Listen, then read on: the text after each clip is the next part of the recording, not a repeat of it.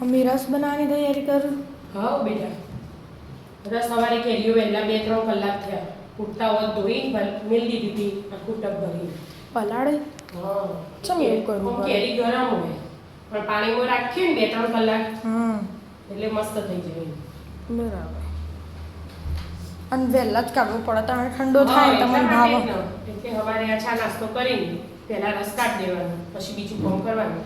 બરાબર. પછી ફ્રીજમાં મૂકી દેવાનું, મસ્ત ઠંડો થઈ ઠંડો જાય. થઈ જાય. બપોરે ખાવા જઈએ. અને હાલ તો પુરુષોત્તમ માસ ચાલે ને એટલે વહેલા ઉઠવાનું, એટલે 2-4 માળાઓ વધારે થાય, ભગવાનનું નામ વધારે લેવાનું, આ ભક્તિ કરવાનો મહિનો, આખો મહિનો.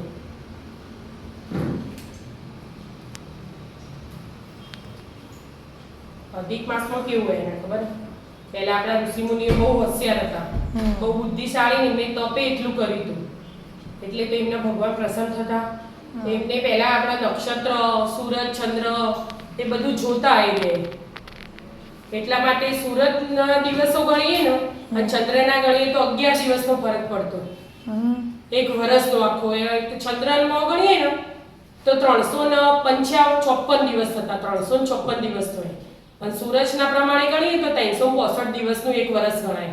એટલે 11 દિવસનો ફરક પડતો. એટલે એ 3 વર્ષથી ભેગા થાય 11 દિવસ એટલે એક મહિનો બન્યો. એટલે એને અધિક માસનો આપ્યો. બરાબર. હા. ઓકે.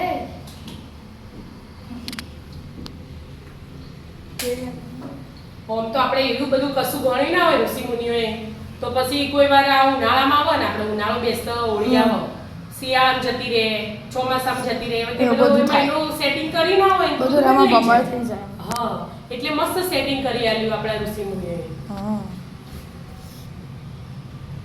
એટલે તો આપણા ઇન્ડિયામાં બધા આટલા બધા હોશિયાર હતા બીજા દેશ કરતા.